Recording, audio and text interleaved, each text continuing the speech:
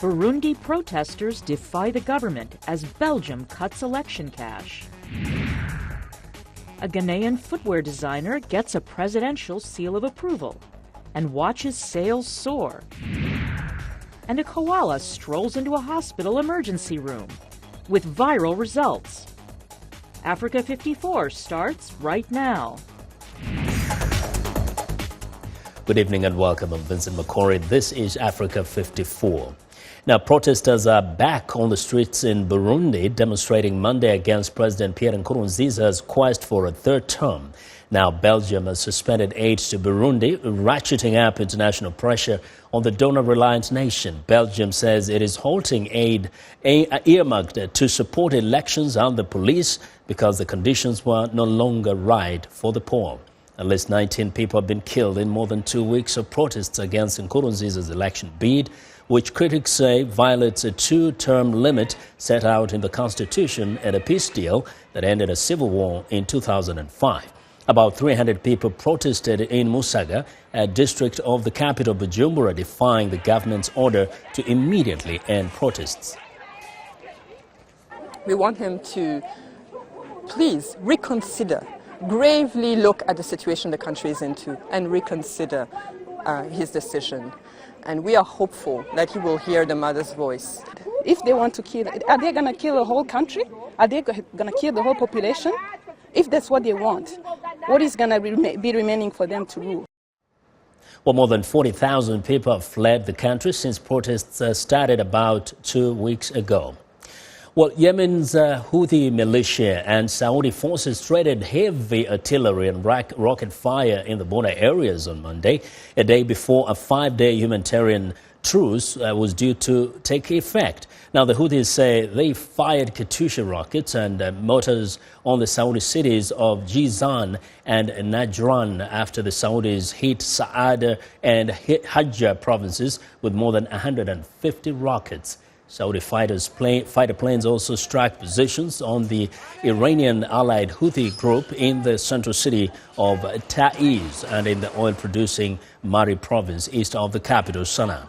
Saudi jets bombed a vast compound in the capital, Sana'a, on Sunday, which is home to former President Ali Abdullah Saleh, a key player in Yemen's political crisis, whose loyalists in the army fight on the Houthi side.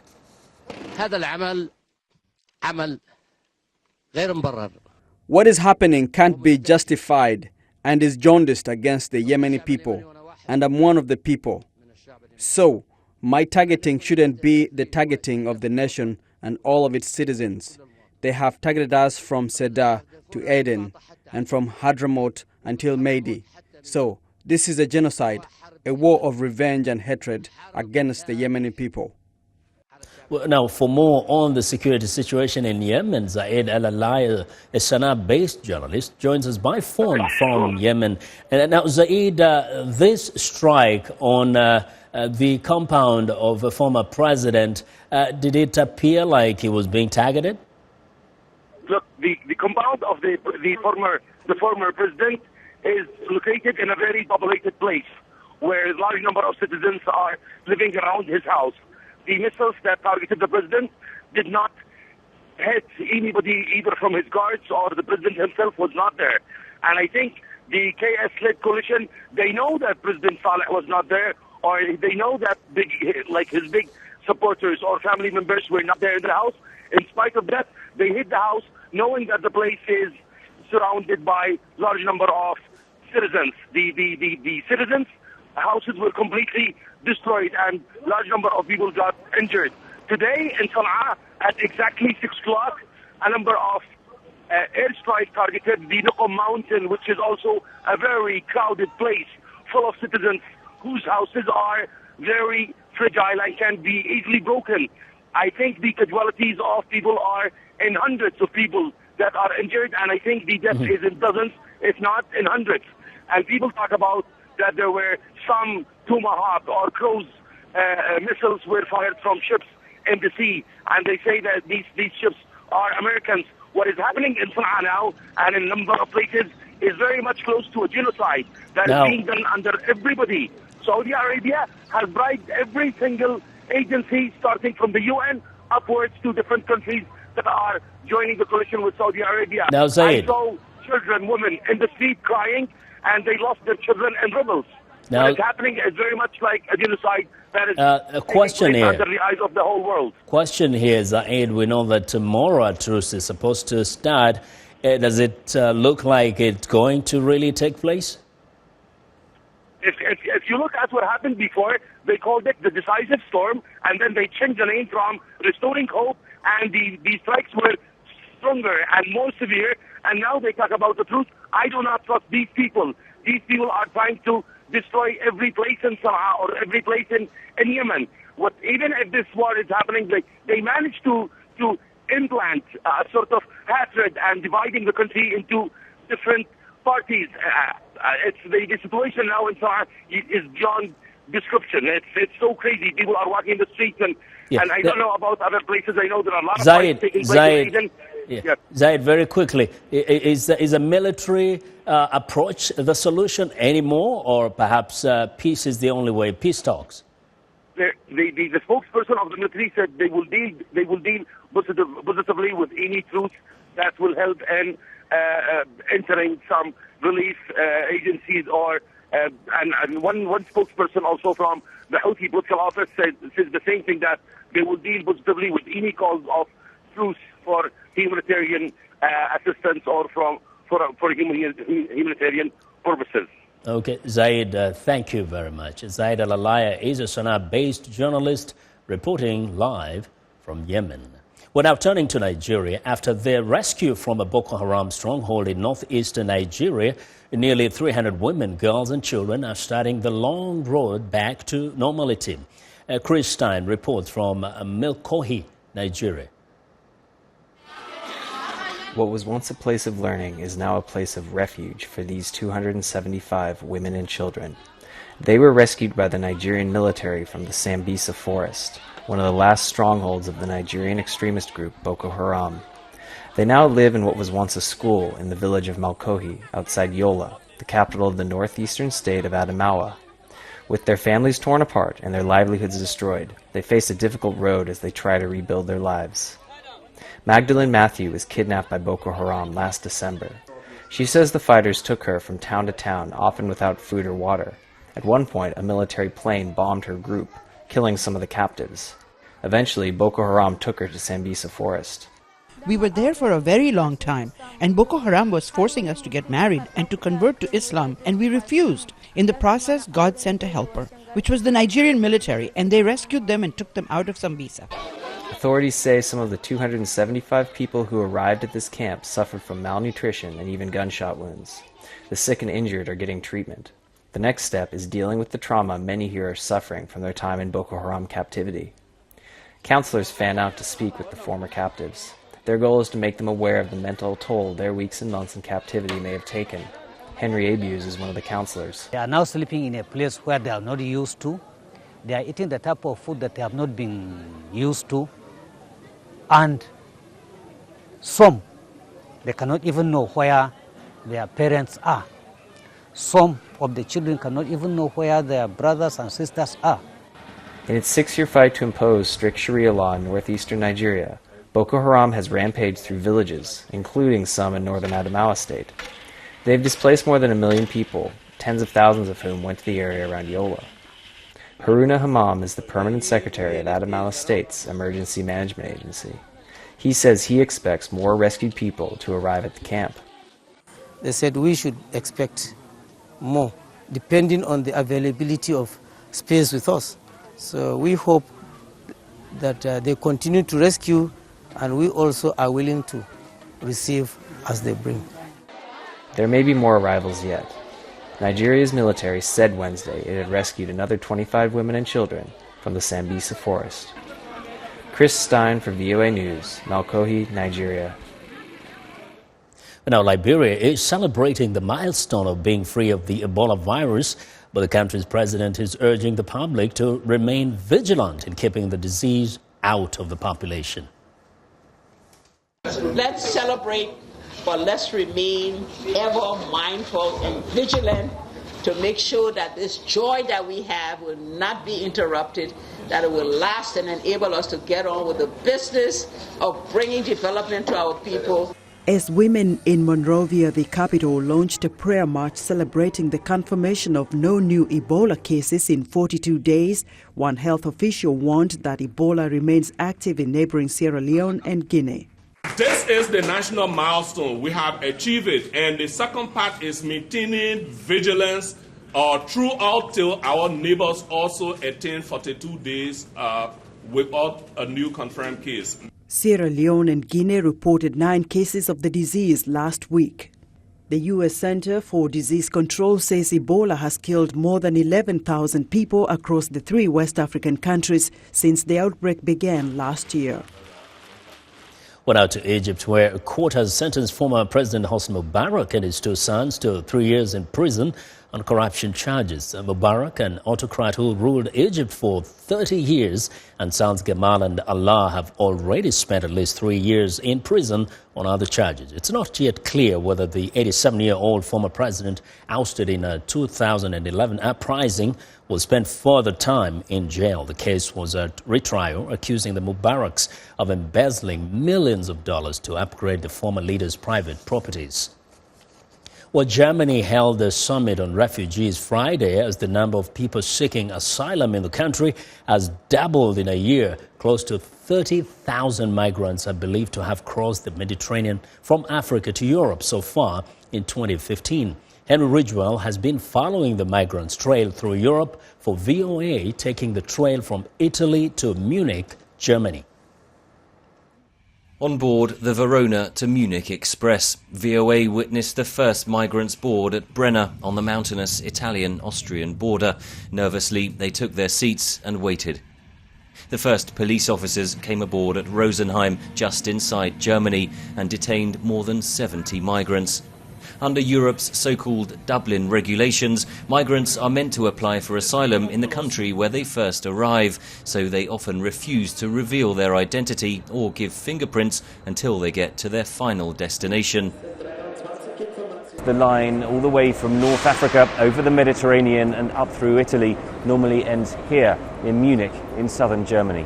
Few migrants want to stay in southern Europe, explains Rebecca Killian-Mason of the Munich Refugee Council. Like in Greece, you have huge problems, and in Greece no one is sent back to Greece at the moment because the situation is so awful. With Italy, there are still a lot of people sent back to Italy through Dublin, and that is quite problematic because a lot of people are homeless in Italy, they don't get social support. But they do get that support in Germany. 173,000 people applied for asylum here in 2014. The rate has doubled in 2015. Among them is James from Sierra Leone. He's now living in refugee accommodation in Munich, but first set foot in Europe by illegally entering the Spanish enclave of Melilla in North Africa. He hopes the German authorities will look kindly on his asylum application. It hurts me when I heard that maybe they're going to send me back to Spain. Sometimes it hurts me.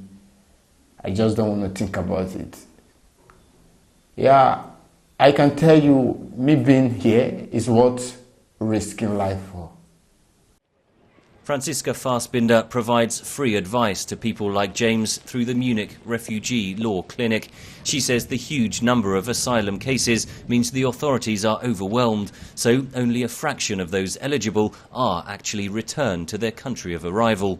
Because we have only a short time slot where they can bring this person back. This is about 6 months, and when a refugee comes to Germany, we often tell him or her just to wait.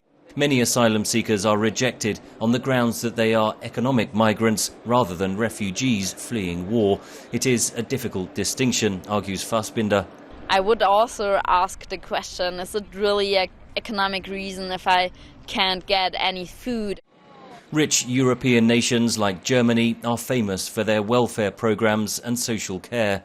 But the influx of migrants fleeing both war and poverty is testing the will of governments and people across the continent. Henry Ridgwell for VOA News, Munich, Germany. We want to know what you think about Africa 54 and the stories we cover. Join the conversation on Facebook. The address is Africa 54. Check out our headlines 24/7 on voaafrica.com. Coming up, quality footwear made in Africa. Stay with us.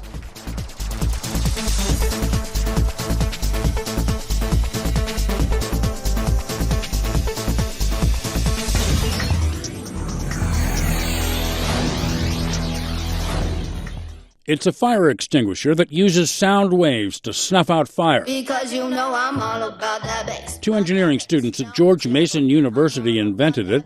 It uses low-frequency sound waves, deep bass sound that displaces oxygen from fire, taking the breath out of the flame, so to speak. No foam, no water, just sound.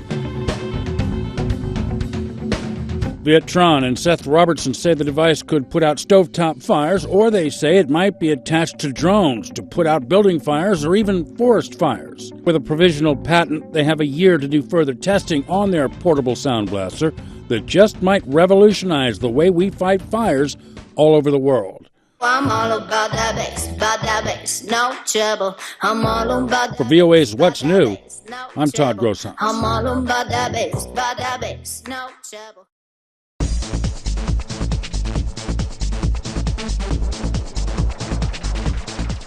Well, Ghana is home to the world-famous Kente cloth used to make colorful Ghanaian designs.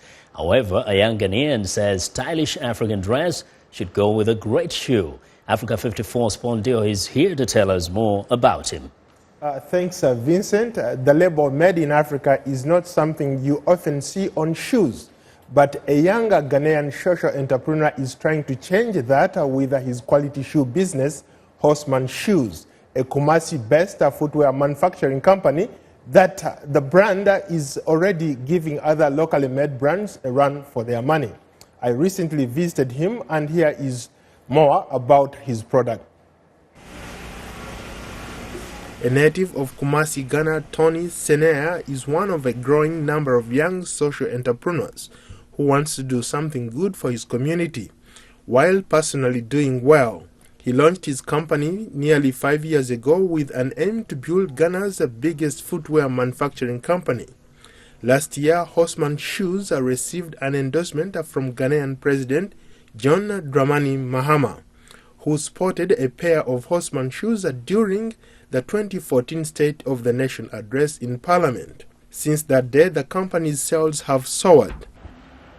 This is Horseman Presidential. Presidential because this is what we did for the President of Ghana when he wore it to Parliament last year to deliver the State of the Nation address. And it is one of our top-notch and best-selling shoes. Normally, people who are top of the corporate ladder would want to go for these shoes. Horseman's business is booming. It's gone from selling just a few pairs of quality shoes to bringing in more than $6,000 a month. This is one of our best-selling shoes. Most of the times when young people come here, those who want to get married, those who want to do weddings, they don't have what to wear in mind. So we normally suggest that once you are wearing a suit, you must look formal, you must look very serious. Emmanuel Kwashi is a regular customer. He says quality shoes are a very important piece of the fashionable man's wardrobe. Considering the weather we have in Africa and considering the rounds you'd have to do, as a young man, it's one of the best shoes you can go for. Kabuti Okansi is another regular customer, and he says Horseman Shoes provides the Ghanaian working class with quality footwear that reflects people's status. This is Horseman Shoes. This is where I buy most of my shoes. I do a variety of things, so my needs for shoes are quite varied.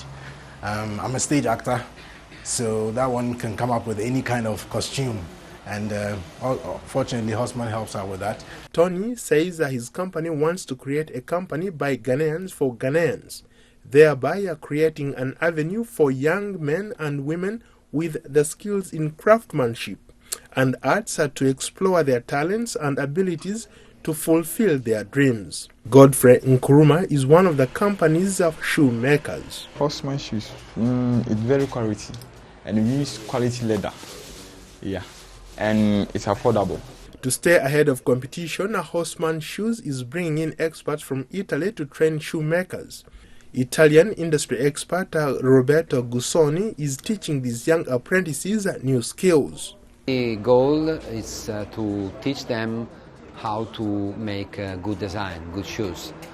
Maybe not always the same shoes that they are making every day, but try to give the message to give them the opportunity to make some other typology of shoes. Analysts say the Haussmann brand is becoming a household name, but whether it can sustain the growth, keep the price point low, and continue to employ workers at high wages than its counterparts will ultimately be the true test.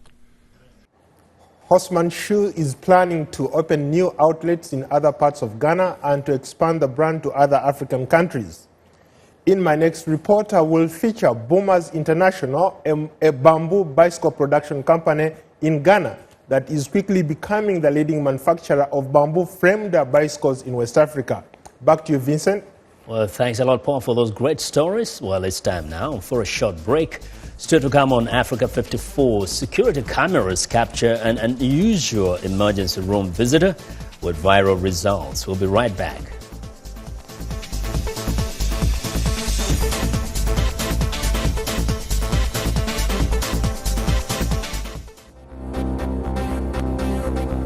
If you've just joined us, I'm Mariama Diallo, and here is a quick recap of today's headlines. In Burundi, new protests erupt against President Pierre Nkurunziza's bid for a third term in power despite ban. The UN says that more than 5,000 Burundians flee to Rwanda over 2 days. In Nigeria, queues at petroleum stations are growing over the last few weeks as shortages worsen. And in South Africa, the main opposition party, the Democratic Alliance, elects Muzi Maimane as its first black leader. Finally, Moroccan town in the high Atlas Mountains celebrate the annual Rose Festival with a colorful parade. That's all for today. Thanks for watching. We'll see you next time.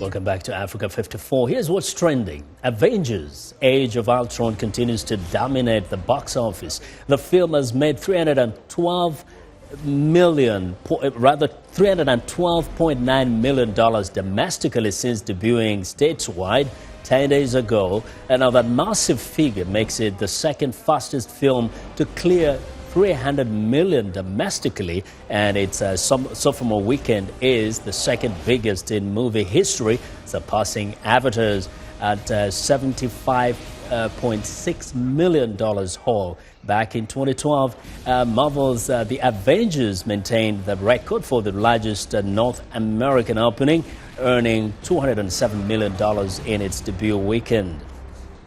Well, next up, another hit film, but on a smaller scale. Now, security footage of a koala wandering unhindered through the emergency ward of an Australian hospital has gone viral, with tens of thousands of people watching the curious critter online. Security cameras captured the koala strolling through the automatic doors of the emergency department at around 3:30 a.m. in the morning of April 20th. It is seen wandering back out again when it triggered the automatic doors. Staff at the Hamilton Base Hospital in regional Victoria apparently knew the visit was underway, but decided to let the cuddly koala explore. Well, and finally, tech giant Apple faces the risk of possibly missing a beat. Bloomberg reports that U.S. regulators are looking into whether the owner of Beats Music and iTunes is taking advantage of its power as the top seller of music downloads to put rivals like Spotify at a disadvantage. The Federal Trade Commission is asking if Apple's efforts will curtail free ad-supported music and push more songs into paid service at higher rates. And our music industry executives say Apple hasn't made such demand. The company lost an antitrust case 2 years ago that found it had conspired with publishers to raise e-book prices. And that is what is trending today.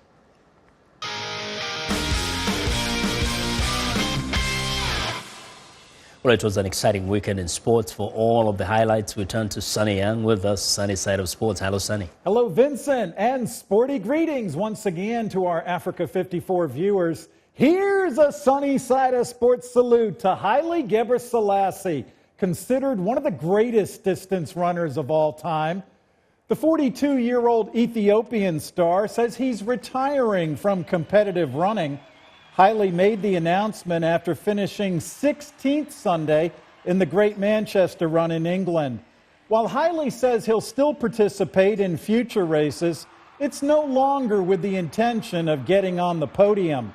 During a running career that spanned more than 2 decades, Haile won back-to-back gold medals at 10,000 meters at the 1996 and 2000 Olympics.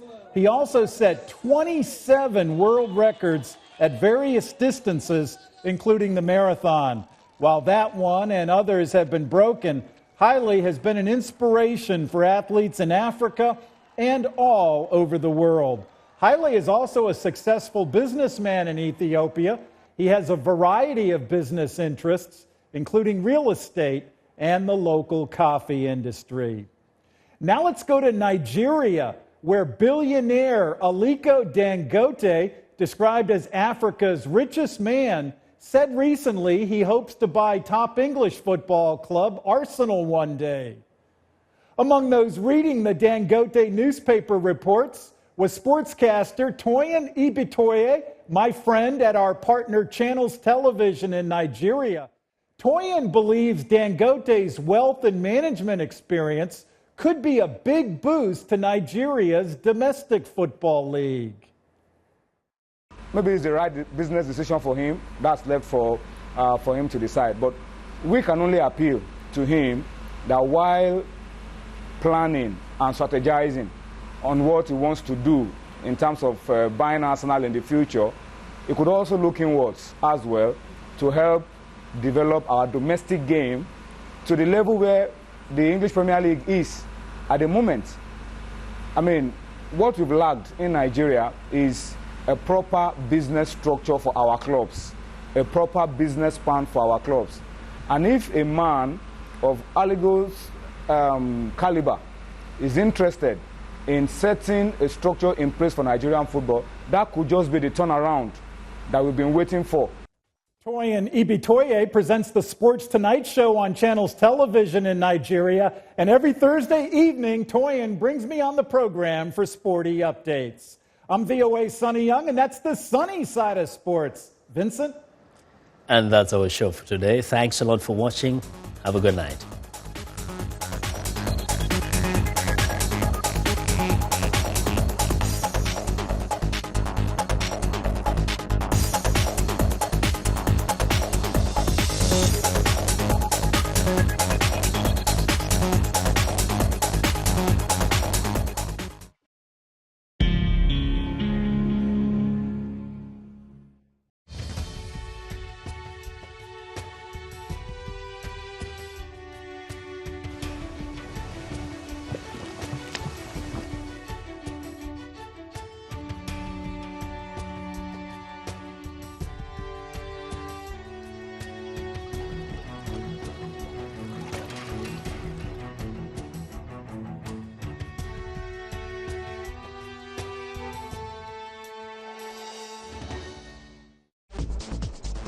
We are able to touch on things that are important to people on an everyday basis. Hello and welcome. I'm Vincent McCory. This is Africa 54.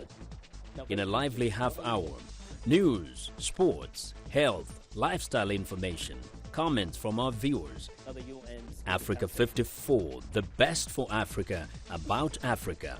Join us only on VOA.